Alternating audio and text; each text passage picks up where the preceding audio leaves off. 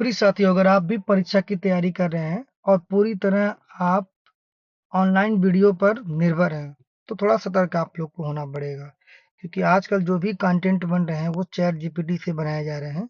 और ये जो चैट जीपीटी से बनाए गए कंटेंट है, उसमें जो निर्भरता है आपके लिए कभी काफ़ी घातक हो सकती है, क्योंकि वहाँ पे प्रश्न में जो उत्तर दिए गए हैं, वो प्रश्न के उत्तर जो है बहुत अधिक मात्रा में देख रहा हूँ गलत हो रहे हैं। बड़े-बड़े चैनलों को मैं देख रहा हूँ कि लोग नीचे कमेंट भी करते हैं कि सर ये चीज़ें गलत बताई गई हैं। तो उसका कारण क्या है कि चैट जीपीटी से उठा करके डायरेक्ट आपका टाइप किया गया है। तो मैं मेरा ये जो वीडियो है, अगर आप ये देखते हैं, तो मैंने परीक्षा वाणी से जो संसद पार्लियामेंट जो आपका चैप्टर है, मैंने उससे टाइप किया है। तो जो प्रश्न है वो काफ़ी ऑथेंटिक हैं, और ये प्रश्न कहीं न कहीं कई स्टेट पीसीएस, यूपीएससी वगैरह में पूछे गए प्रश्न हैं, जो आपको ऑथेंटिक जानकारी देते हैं, और ये आपके जो लेवल है उसको मैच्योर करता है। तो ये अगर आप प्रश्न देखते हैं तो आपको खुद लगेगा कि हाँ, ये सारे प्रश्न जो है कहीं न कहीं एक ऑथेंटिक प्रश्न है। तो मैं ज़्यादा नहीं बताऊँगा, आप इस सभी 23 प्रश्नों को देख लीजिए तो आपको पता चल जाएगा कि मैं आपको कहना क्या चाह रहा हूँ। चलिए स्टार्ट करते हैं। पहला प्रश्न है कि लोकसभा का पहला आम चुनाव कब हुआ था? तो ये देखिए बीपीएससी में 2 साल पूछा गया प्रश्न है ये। तो ये आपका होगा आंसर बी, जो कि 1952 होगा आपका। सेकंड क्वेश्चन है, निम्नलिखित में से कौन सा राज्य लोकसभा में अनुसूचित जनजातियों के सर्वाधिक प्रतिनिधि निर्वाचित करता है? जो मध्य प्रदेश है, यहाँ पे सबसे ज़्यादा शेड्यूल्ड ट्राइब के लिए सीटें आवंटित है। उसका कारण क्या है? कि कारण ये है कि जो हमारी लोकसभा की सीटें होती हैं, वो जनसंख्या के आधार पे बाँटी जाती हैं, ना कि क्षेत्र के आधार पे बाँटी जाती है। इस हिसाब से जो आपके शेड्यूल्ड ट्राइब, जो अनुसूचित जनजाति के लोग हैं, वो मध्य प्रदेश में सर्वाधिक हैं। तो वहाँ पे सीटें भी क्या होंगी? सर्वाधिक सीटें होंगी। मैं सीटों का आंकलन जो भी होगा, मैं वीडियो के पिन कमेंट्स में लगा दूँगा, आप देख सकते हैं उसपे, या मेरे डिस्क्रिप्शन में जाके आप लोग देखेंगे तो वहाँ पे भी मिल जाएगा। चलिए नेक्स्ट है आपका कि उत्तर प्रदेश की लोकसभा में सर्वाधिक स्थानों का आवंटन किया गया है। उत्तर प्रदेश के बाद, ध्यान दीजिएगा, के बाद यहाँ पे लगाया गया है। तो उत्तर प्रदेश के बाद अगर कोई है तो वह है आपका महाराष्ट्र। अब महाराष्ट्र के बाद कौन सा है? पश्चिम बंगाल। तो ध्यान दीजिएगा कि उत्तर प्रदेश के बाद सर्वाधिक सीटों का आवंटन कहाँ पे है? तो महाराष्ट्र में है, उसके बाद बंगाल में है। नेक्स्ट है आपका, जहां तक लोकसभा में प्रतिनिधित्व का प्रश्न है, कौन सा राज्य दूसरे तथा तीसरे दर्जे पे आती हैं? तो देखिए, पहले दर्जे पे आपका जो है उत्तर प्रदेश आता है, और दूसरे पे आता है आपका, दूसरे पे महाराष्ट्र आता है, और तीसरे पे आता है आपका पश्चिम बंगाल। तो यहाँ पे आपका जो राइट आंसर हो जाएगा आपका महाराष्ट्र तथा पश्चिम बंगाल हो जाएगा आपका। ठीक। पांचवा प्रश्न है, भारतीय संसद का स्वर्ण जयंती समारोह मनाया गया था, कब मनाया गया था? तो 26 जनवरी सन 2002 को मनाया गया था। ये 2008 में पूछा गया प्रश्न है आपका। नेक्स्ट क्वेश्चन है जो मध्य प्रदेश में पीसीएस में पूछा गया है कि लोकसभा की वर्तमान सदस्य संख्या कितनी है? तो ध्यान दीजिएगा, लोकसभा की जो वर्तमान सदस्य संख्या है वो 545 है। अब नेक्स्ट है आपका, निम्न कथनों में से कौन सा एक सही है? देखिए आईएएस 2003 में प्रश्न पूछा गया है। तो यहाँ पर देखते हैं, केवल राज्यसभा में ही नहीं बल्कि लोकसभा में भी नामांकित सदस्य हो सकते हैं। ये बिल्कुल गलत है, लोकसभा में नामांकित सदस्य नहीं होते हैं। बी कह रहा है कि राष्ट्रपति आंग्ल भारतीय समुदाय के 2 सदस्यों को नामांकित करने का संवैधानिक प्रावधान है। देखिए, तो कोई भी संवैधानिक प्रावधान इसमें नहीं है, तो यहाँ पे ये भी गलत हो जाएगा। तीसरा है, किसी नामांकित सदस्य को मंत्री पद के लिए नियुक्ति पर संवैधानिक वर्जन नहीं है। बिल्कुल सही है, कोई भी संवैधानिक वर्जन नहीं है। अगर कोई भी जो सदस्य नामांकित हो उसे मंत्री पद के लिए बनाया जा सकता है। फिर डी है आपका, नामांकित सदस्य राष्ट्रपति तथा उपराष्ट्रपति के चुनाव में मत दे सकते हैं। नहीं, ये बिल्कुल नहीं हो सकता, क्योंकि देखिए जो मनोनीत सदस्य होते हैं वो राष्ट्रपति ही मनोनीत करता है। तो अब अगर मान लीजिए वो वोट देगा तो बायस हो जाएगा, वो कहीं ना कहीं राष्ट्रपति के फेवर में वोट देगा, तो ये वोटिंग के अधिकार को नहीं पाते हैं। आठवां है, लोकसभा को उसके कार्यकाल की समाप्ति के पूर्व ही भंग किया जा सकता है, किसके द्वारा? तो देखिए, ये मंत्री परिषद की सलाह पर राष्ट्रपति को बताया जाता है, तो वो कार्यकाल को क्या करता है? समाप्ति की घोषणा करता है।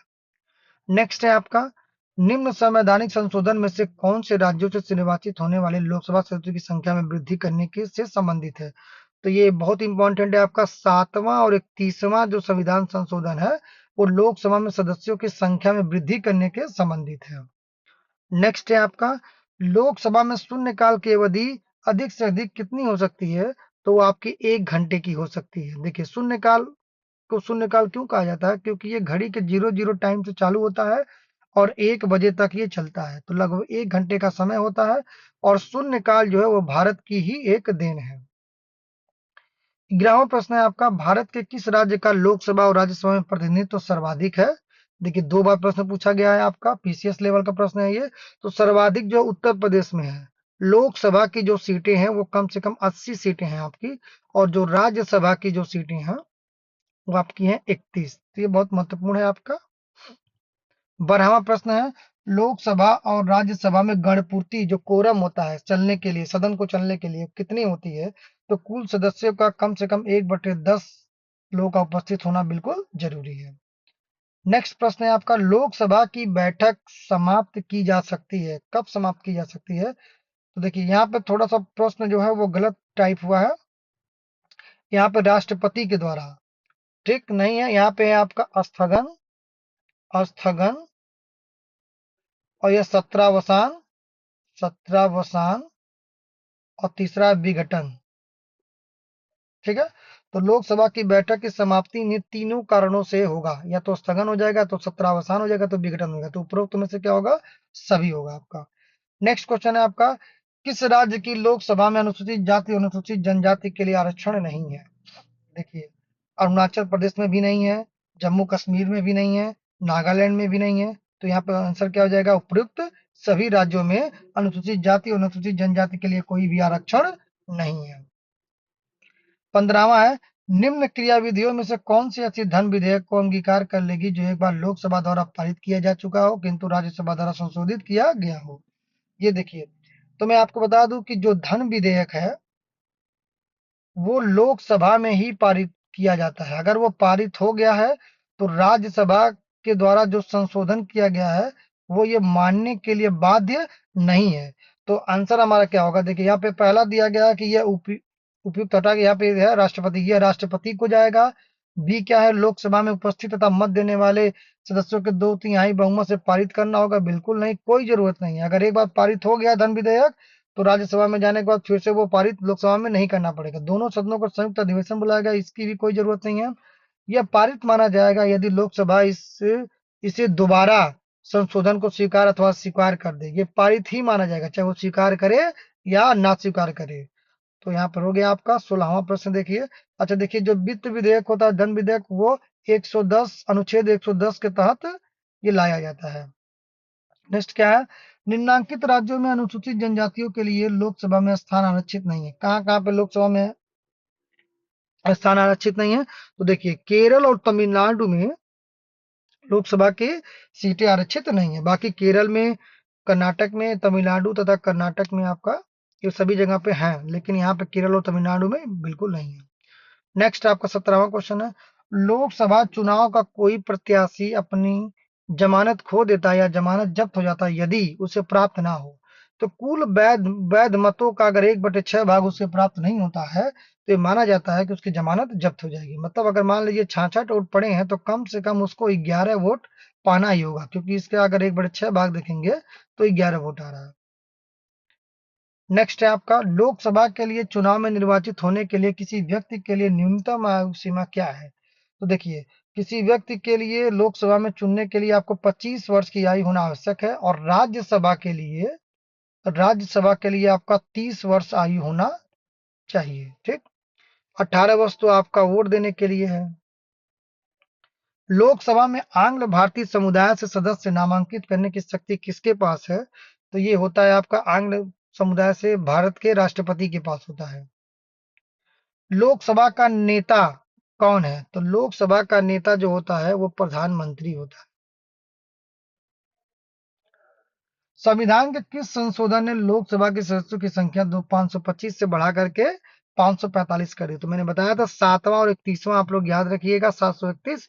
तो ये हो जाएगा 31वां संविधान संशोधन जो था वो लोकसभा में सीटें 525 से बढ़ा करके कितनी कर दी गई? 545 कर दी गई हैं। निम्न में से कौन सा राज्यसभा का अध्यक्ष होता है? तो राज्यसभा का जो अध्यक्ष अध्यक्ष होता ही नहीं है। राज्यसभा में देखिए, लोकसभा में अध्यक्ष होते हैं लेकिन राज्यसभा में होते हैं सभापति। सभापति, और सभापति किसे बनाया जाता है? तो भारत के उप तो राष्ट्रपति को क्या बनाया जाता है? राज्यसभा का अध्यक्ष, या अध्यक्ष न कह करके हम लोग क्या कहते हैं, सभापति। तो वाइस प्रेसिडेंट को बनाया जाता है। अब ये अंतिम प्रश्न है, सूची 1 और सूची 2 से सुमेलित कीजिए तथा नीचे दिए गए कूट से सही चयन कीजिए। अब सूची 1 दिया गया है आपका राज्य, सूची 2 गया है राज्य में स्थान।